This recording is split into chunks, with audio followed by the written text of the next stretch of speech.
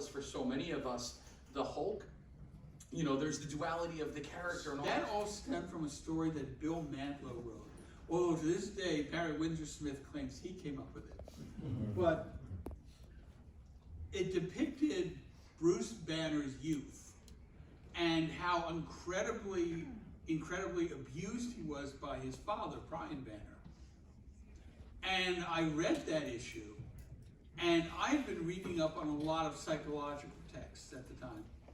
And I went, oh my God, this is textbook multiple personality disorder. Now, what MPD is basically when someone suffers abuse as a child, their personality splits. And it's basically a survival mechanism, and they develop alternative personalities. And it occurred to me that that was what the Hulk's problem was. That the gamma radiation did not create the Hulk's personality. Bruce Banner did that. That the Hulk was always a part of Bruce Banner ever since he was a kid. All that the gamma radiation did was give form to an existing personality, which is why all of Bruce's attempts to try and cure himself from the Hulk never worked, because he always tried, I mean, aside from the fact that if it worked, then the Hulk's done and you don't have the character anymore. But in a realistic notion, if we use that word, the Hulk, Bruce Banner always tried to cure himself from the outside in, dealing purely with the effects of gamma radiation. That wasn't going to work because he had to deal with it from the inside out.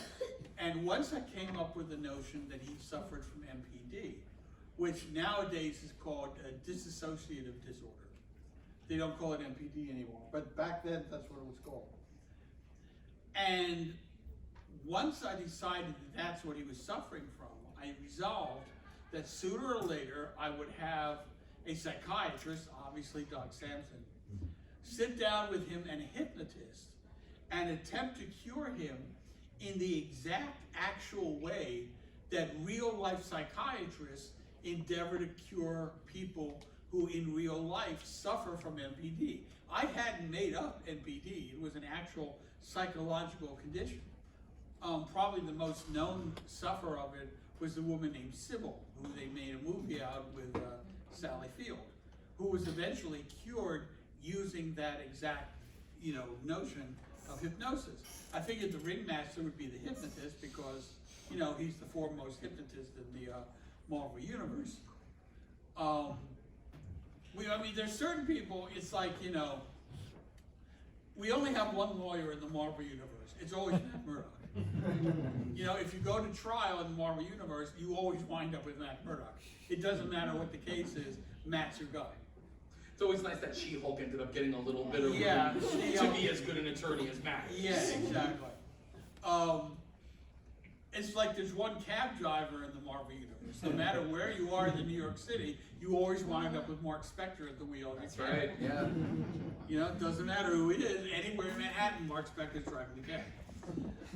And I figured if we're going to use a hypnotist, we've got to use the ringmaster because he's pretty much our only major hypnotist in the Marvel Universe. And that's where the entire multiple personality disorder of the Incredible Hulk came from. And it wound up shaping my entire run on the book.